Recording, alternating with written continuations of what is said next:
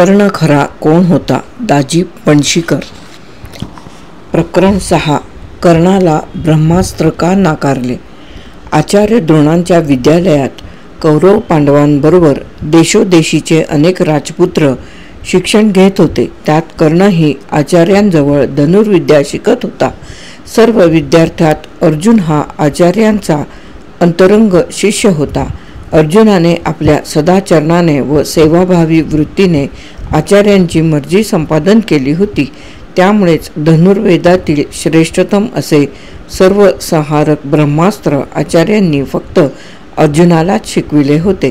धर्मराज, भीम, नकुल, सहदेव तसेच दुर्योधन व दुःशासनादी इतर महत्त्वाच्या विद्यार्थ्यांना आचार्यांनी जसे ब्रह्मास्त्र दिले नाही तसेच ते सूतनंदन कर्णालाही दिले नाही. नाही म्हणायला द्रोणांनी पुत्रमोहाला बळी पडून अश्वत्थाम्याला हे ब्रह्मास्त्र दिले होते. त्यांनी त्याला हे अस्त्र सोडण्याची विद्या दिली, पण परत घेण्याची विद्या देण्याचे मात्र राहून गेले. इतर विद्यार्थ्यांपैकी केवळ अर्जुनावरच द्रोणाचार्यांचे विशेष प्रेम होते, म्हणून त्यांनी अर्जुनाला हे विध्वंसक ब्रह्मास्त्र दिले असेही म्हणता येणार नाही. ब्रह्मास्त्र संपादन करण्यासाठी आवश्यक असलेले सर्व सद्गुणही अर्जुनाजवळ भरपूर प्रमाणात होते. अर्जुन हा सत्प्रवृत्त होता, तसाच तो समर्थ योद्धाही होता. तो सदाचरणी होता, तितकाच विनीतही होता. आचार्यांविषयी अर्जुनाच्या अंतःकरणात निष्कलंक आणि निर्विकल्प श्रद्धा होती. सद्गुरुचरणी आचार्यांच्या या परम शिष्योत्तमाची अतूट आणि अखूट निष्ठा होती. या जीवनदायी निष्ठेच्या बळावरच अर्जुनाने आपल्या असामान्य शौर्याने सर्व दिक्कोन गर्जून सोडले. अर्जुनाचा पराक्रम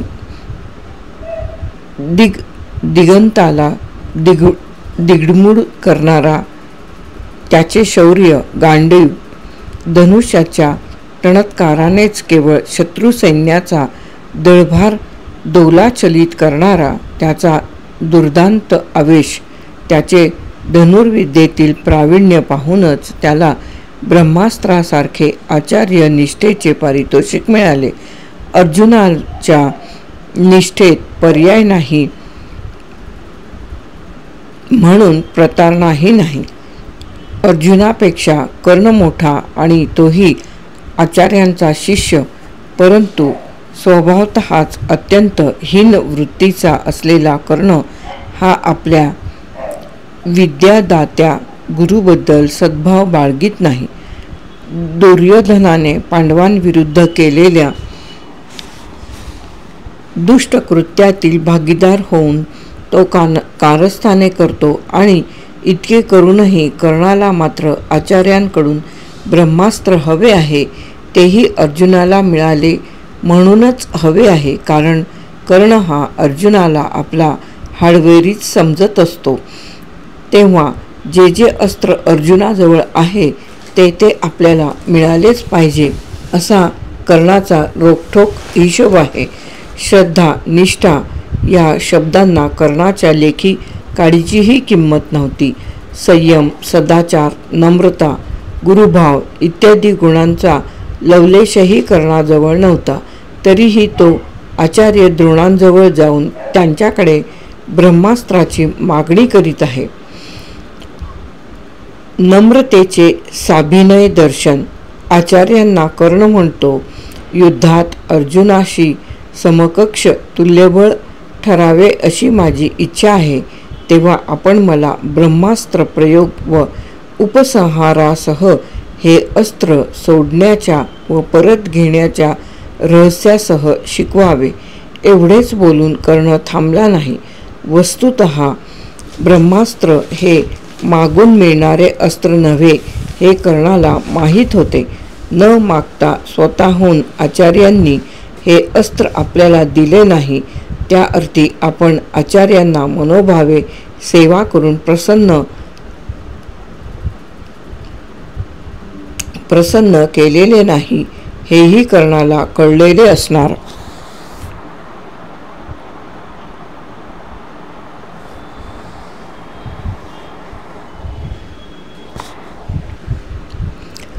ब्रह्मास्त्रासारखे दुष्प्राप्य अस्त्र मागणे गैर नाही, पण ज्यांच्या केवळ मनप्रसन्नतेवर ते मिळण्याची शक्यता अवलंबून त्या गुरु द्रोणांविषयी मनात लवमात्र आदर नसताही त्यांच्याजवळ ब्रह्मास्त्राची मागणी करताना कर्णाच्या मनाला जराही दिक्कत वाटली नाही, याचे अतीव आश्चर्य वाटते. नम्रता ही स्वांगभूत नसली तरी कर्णासारखी हीनस्वार्थ माणसे नम्रतेचे साभिनय दर्शन घडवू शकतात, एवढाच याचा अर्थ.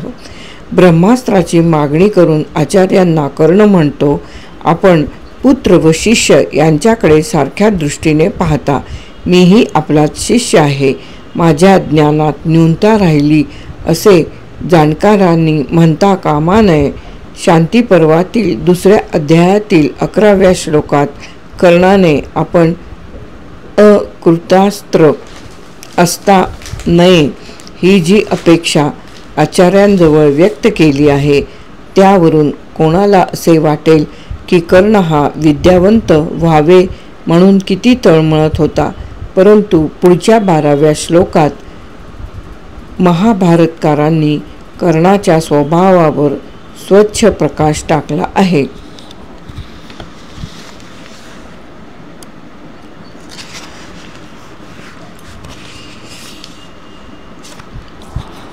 अर्जुनावर विशेष प्रेम असल्यामुळे व कर्णाचे दौरात्म्य म्हणजे नीच वृत्ती ओळखून आचार्य म्हणाले, जो ब्राह्मण असूनही ज्याने व्रताचे यथावत आचरण केले असेल व क्षत्रिय असून ज्याने तपश्चर्या केली असेल, अशाच ब्राह्मण किंवा क्षत्रियाला हे ब्रह्मास्त्र मिळेल, अन्य कोणालाही हे अस्त्र देता येणार नाही. आचार्यांचे अर्जुन प्रेम तर जगजाहीरच होते. तेव्हा कर्णासारख्या अर्जुनाच्या हाडवैऱ्याला ब्रह्मास्त्रासारखे प्रलयांत संहारक अस्त्र देऊन अर्जुनापेक्षा त्याला बलाढ्य करणे हे आचार्यांना कधीच भावले नसते. कर्णाच्या तोंडावर ज्याची जात काढण्यापेक्षा आचार्यांनी सौजन्याने कर्णाला ब्रह्मास्त्र देण्याच्या बाबतीत नियमाचा आश्रय घेऊन स्वच्छ नकार दिला. वरील घटनेकडे पाहिले असता कोणालाही असे वाटेल की आचार्यांनी कर्ण हा केवळ सुतकुलोत्पन्न होता म्हणूनच त्याला जातीबाह्य ठरविला आणि त्याच्यावर पक्षपात करून अन्याय केला, तर ते मात्र खरे नाही. कारण आचार्यांनी कर्णाला नकार दिला तो ब्रह्मास्त्राच्या बाबतीत, धनुर्विद्येच्या बाबतीत कर्णाला नकार दिलेला नाही. वृष्णी व अंधक कुलातील तरुण देशोदेशीचे राजपुत्र व राधासूत कर्ण हे आचार्यांच्या विद्यालयातील विद्यार्थी होते, असा स्पष्ट पुरावा महाभारतात आदी पर्वातील 132व्या अध्यायात आलेला आहे. याचा अर्थ इतर विद्यार्थ्यांबरोबर द्रोणाचार्यांनी कर्णाला धनुर्विद्या दिलेली आहे. पुढे कवचकुंडलांच्या संदर्भात सूर्याशी झालेल्या संभाषणात स्वतः कर्णानेच आपण द्रोणांकडे धनुर्विद्या शिकलो असे कबूल केलेले आहे. कर्णाला जर जातीबाह्यच ठरवायचा असता तर द्रोणाचार्यांनी अगदी प्रारंभीच म्हणजे विद्यालयात प्रवेश देतानाच त्याला नकार दिला असता. अर्जुन प्रेमापोटी एकलव्यावर अन्याय करणाऱ्या द्रोणांच्या पक्षपाती वृत्तीचे समर्थन करण्याची आमची जराही कांक्षा नाही. तरीही ब्रह्मास्त्राच्या बाबतीत जेव्हा आचार्य कर्णाला स्पष्ट नकार देतात तेव्हा त्याचे कारण काय असले पाहिजे ते तपासणे आवश्यक आहे असे वाटते. आचार्यांनी अर्जुनाला ब्रह्मास्त्र दिले आणि कर्णाच्या बाबतीत पक्षपात का केला? ब्रह्मास्त्र पेलण्यास कर्ण दुबळा होता की असमर्थ होता?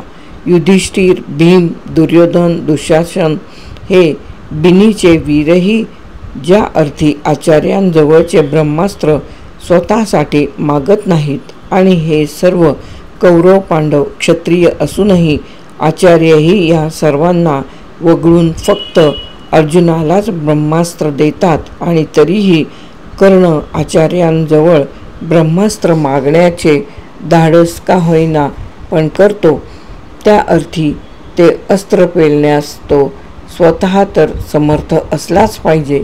निदान कर्णाला तरी तसा आत्मविश्वास असल्याशिवाय कर्ण धाडस करणारच नाही.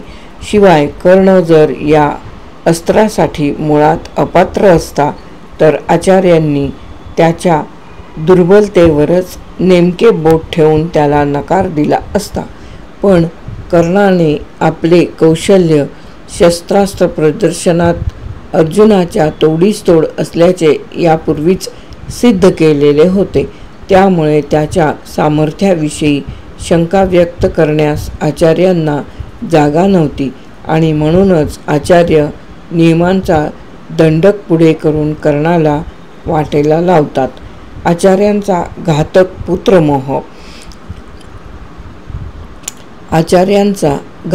पुत्रमोह या संदर्भात आचार्यांनी जे कारण कर्णाला सांगितले आहे ते फार महत्त्वाचे आहे.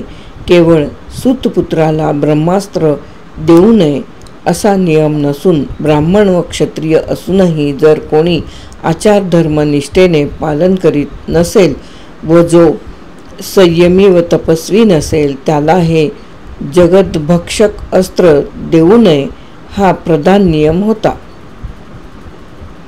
मी तपस्वी आहे, मी आचारनिष्ठ आहे, मी संयमी आहे, मी सज्जन आहे असे सांगून का कोणी असले अस्त्र देणार आहे? मी तुमचा शिष्य आहे असं कर्ण म्हणाला. पण आचार्यांनी कर्णाला आपला पट्टशिष्य मानणे हेही तितकेच महत्त्वाचे नाही का? देवळात जाणारे सगळेच देवभक्त म्हणवितात, परंतु देव ज्याला आपला समजतो तोच भक्त होऊ शकतो हे जसे सत्य आहे तसेच गुरुशिष्य संबंधातही आहे. ब्राह्मण क्षत्रिय असे इतर अनेक विद्यार्थी जवळ असूनही ज्या अर्थी आचार्य हे ब्रह्मास्त्र फक्त अर्जुनालाच देतात आणि मागूनही कर्णाला देत नाहीत याचा कार्यकारण भावही समजून घ्यायला हवा. हे अस्त्र कोणाला द्यावे आणि कोणाला देऊ नये याची चिकित्सा करणारे आचार्य ज्यावेळी पुत्रमोहाला बळी पाडून आपल्या मुलाला हे ब्रह्मास्त्र देण्याचा प्रमाद करतात त्यावेळी फार आश्चर्य वाटते. प्रमाद हा अखेरपक्षी प्रमादच असतो. तो आचार्यांनी केला म्हणून समर्थनीय कसा होणार? तलवारीची धार शत्रूचा शिरच्छेद करते, तशीच ती धारण करणाऱ्या खडक अस्त्राचाही करते. शस्त्रास्त्राच्या बाबतीत दयामाया नाही. आततायी असूनही अश्वत्थाम्याला आचार्यांनी हे ब्रह्मास्त्र दिले आणि भारतीय युद्धानंतर याच ब्राह्मणपुत्र अश्वत्थाम्याने द्रौपदीच्या 5 मुलांना व तिच्या भावाला दृष्टद्युम्नाला रात्री झोपेत ठार करण्याचे अघोरी कृत्य केलेले आहे. नंतर अर्जुनाशी अश्वत्थाम्याचा अतितटीचा सामना सुरू होताच अश्वत्थाम्याने आपल्या जवळचे ब्रह्मास्त्र निर्वाणीचा क्षण येताच अर्जुनावर सोडले.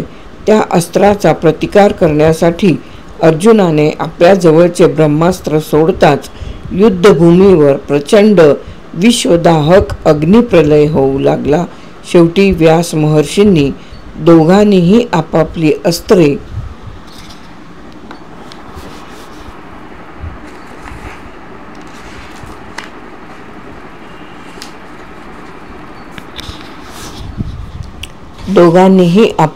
अस्त्रे आवरून घ्यावीत असा आदेश दिल्यावर अर्जुनाने लगेच आपले अस्त्र आवरून घेतले. कारण त्याला अस्त्र परत घेण्याचे रहस्य आचार्यांनी शिकविले होते. ते रहस्य ज्ञान अश्वत्थाम्याला ज्ञात नसल्यामुळे त्याला आपले अस्त्र मागे घेता येईना. शेवटी सूड भावनेने अंतर्बाह्य पेटलेल्या अश्वत्थाम्याने अभिमन्यू पत्नीच्या म्हणजेच गर्भवती उत्तरेच्या गर्भावर ते अस्त्र सोडले आणि त्या अस्त्राने जेव्हा गर्भवधाचे काम पूर्ण केले तेव्हाच ते शांत झाले. या घटनेवरूनही आचार्यांचा पुत्रमोह हा या अस्त्राच्या बाबतीत घातक ठरला याची साक्ष पटते.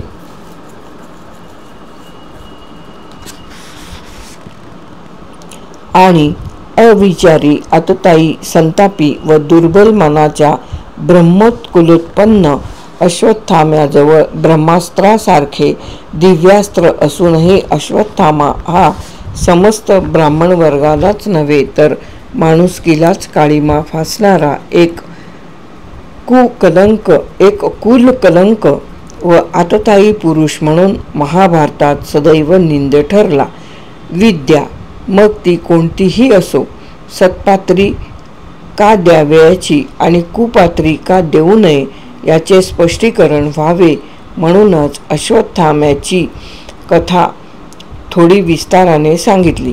तत्कालीन समस्त क्षत्रमंडळाचे सन्माननीय गुरुपद भूषविणारे द्रोणाचार्य हे ज्याचे पिताजी व जो स्वतः बलाढ्य योद्धा असूनही भारतीय युद्धात सर्वश्रुत होता, इंद्रादिक देवांनीही ज्याचा धाक बाळगावा असे नारायणास्त्र व ब्रह्मास्त्र ज्याच्या संग्रही होते, त्या द्रोणपुत्र अश्वत्थाम्याने पांडवांच्या वंशतंतूचा विच्छेद करण्यासाठी आपल्या ब्रह्मास्त्राने अखेर एका गर्भातील जीवाची निर्घृण भ्रूणहत्या करावी यापेक्षा रक्तात भिनलेल्या सूडभावनेचा भयकारी उद्रेक जगात दुसरा असू शकतो का?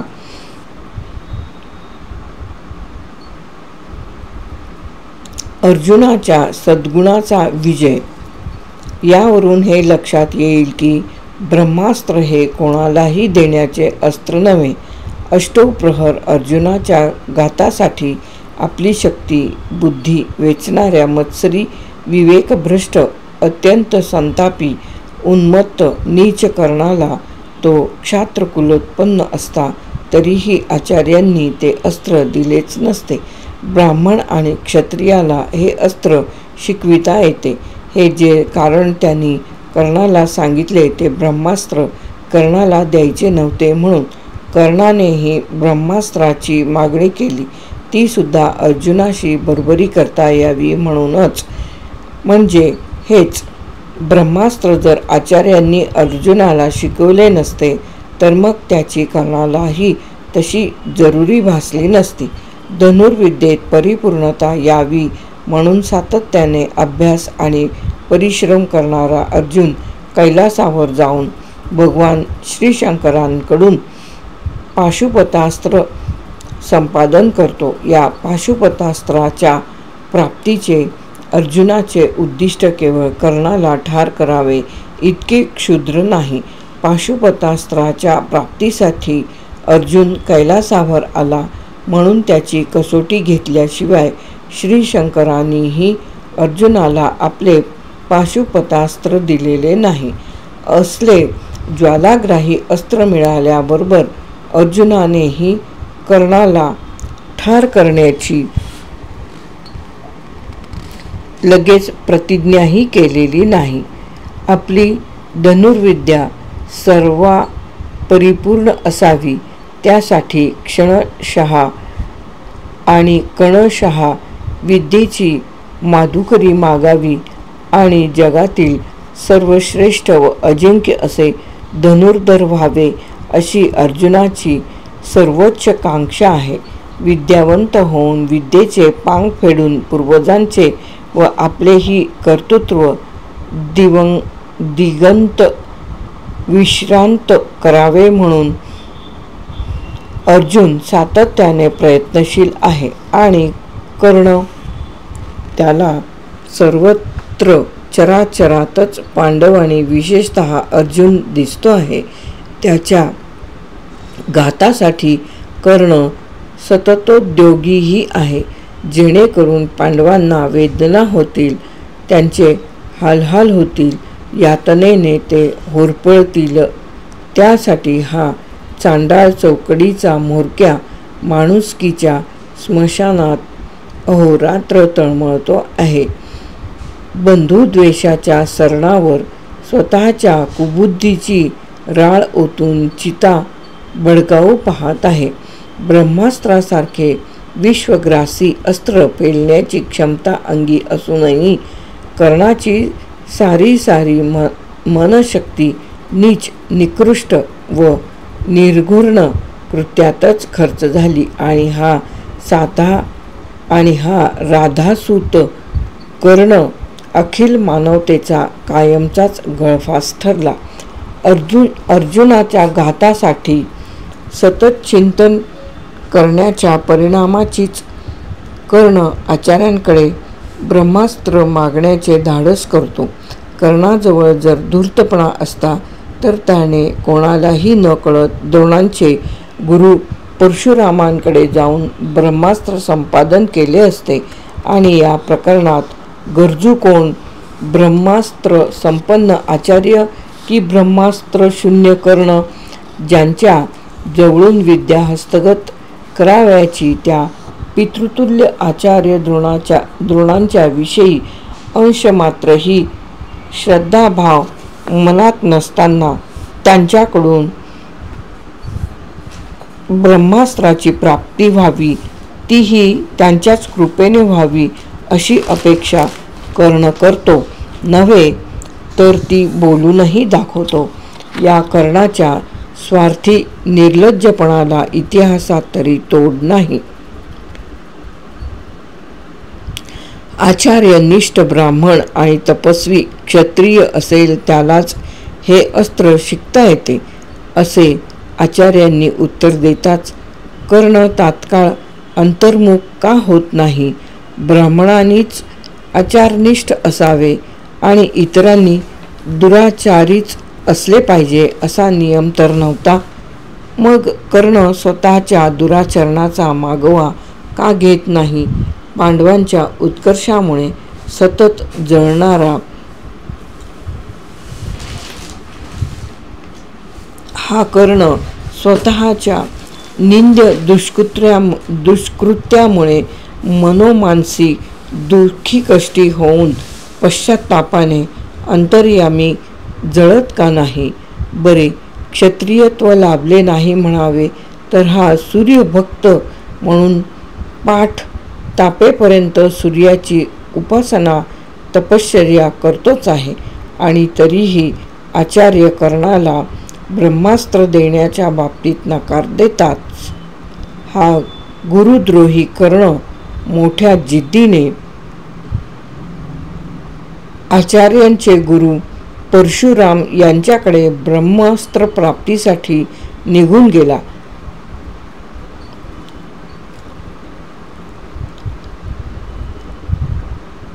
निष्कलंक आणि निरपेक्ष श्रद्धा नसेल तर कोणतीही विद्या ही कधीही वीर्यवती होत नाही असा अनुभव आहे. मग कर्ण तर श्रद्धाशून्य विद्यार्थी, त्याला ब्रह्मास्त्र देऊन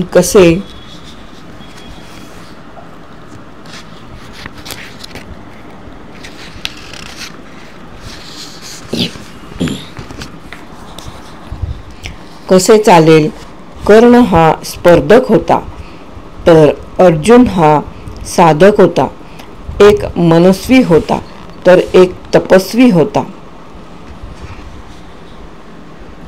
एक स्वार्थी तर एक विद्यार्थी. एक स्तुतिप्रिय तर एक स्तुतिपरांगमुख. एक दुर्जनप्रिय तर एक सज्जनप्रिय. एक अहंकारी तर एक निरहंकारी. एक अभिमानी तर एक स्वाभिमानी. अशा परस्पर विरोधी स्वभावांच्या या दोन धनुर्धरांमध्ये अर्जुन हा थोर सद्गुणी असल्यामुळेच आचार्यांनी त्याला ब्रह्मास्त्र दिले. परशुरामाला फसविले. अर्जुन हा अत्यंत संयमी आणि सदाचारी होता. याबद्दल जरी आचार्यांची स्वतःची खात्री होती आणि तो त्यांच्या कसोटीला उतरलेला होता. तरीही ब्रह्मास्त्र देताना आचार्य पुन्हा पुन्हा या ब्रह्मास्त्राची भयानकता त्याला बजावून सांगत आहेत. हे अस्त्र कोणावर सोडावे, कोणावर सोडू नये. अनवधानाने जर या अस्त्राच्या बाबतीत थोडासा जरी प्रमाद घडला तरी त्याचे केवढे भयंकर दुष्परिणाम सर्व जगालाच भोगावे लागतील याची स्पष्ट कल्पना आचार्य आधी अर्जुनाला देतात आणि नंतरच ते अर्जुनाला ब्रह्मास्त्र देतात.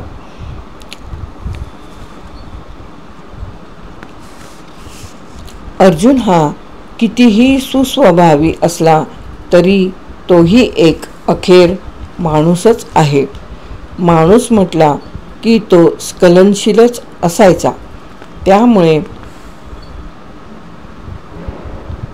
ब्रह्मास्त्रासारख्या विश्वदाहक अस्त्राच्या बाबतीत नेणतेपणामुळे वा क्षणिक विकारवश होऊन क्षणभर जरी चूक झाली तरी असली अस्त्रे क्षणार्धातही सर्व जगाचा प्रलय मांडल्याशिवाय राहणारच नाहीत याची आचार्यांना खात्री होतीच.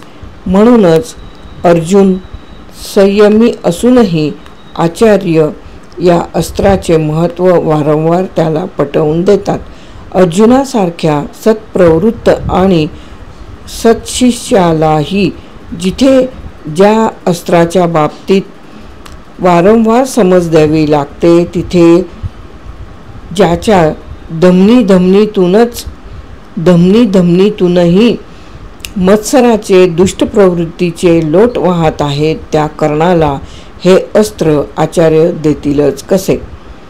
आचार्यांनी नकार देताच अपेक्षाभंग झाल्यामुळे कर्णाचा मानबिंदू दुखावला गेला असणारच.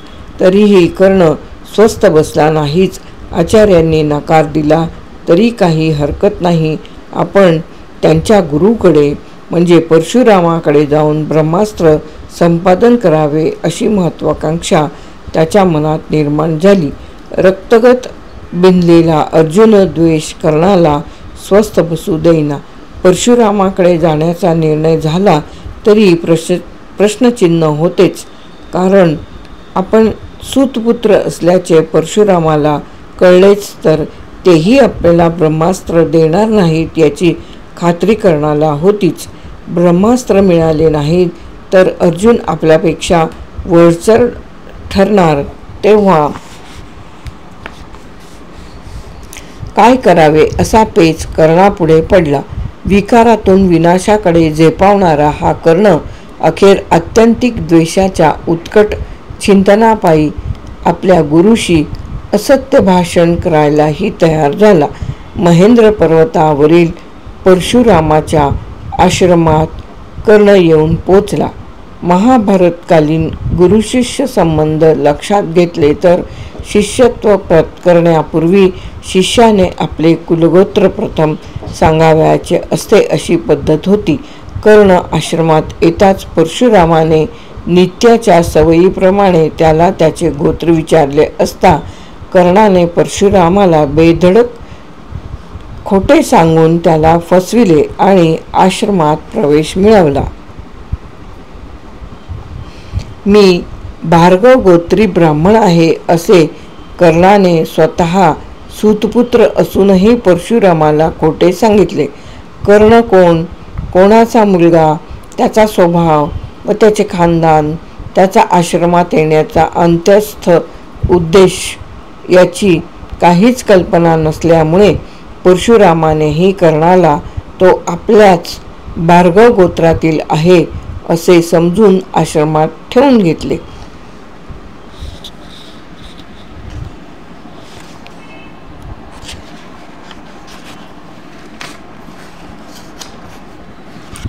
प्रकरण 6 कर्णाला ब्रह्मास्त्र का नाकारले येथे समाप्त. प्रकरण 6 कर्णाला ब्रह्मास्त्र का नाकारले. कर्ण खरा कोण होता? दाजी पणशीकर.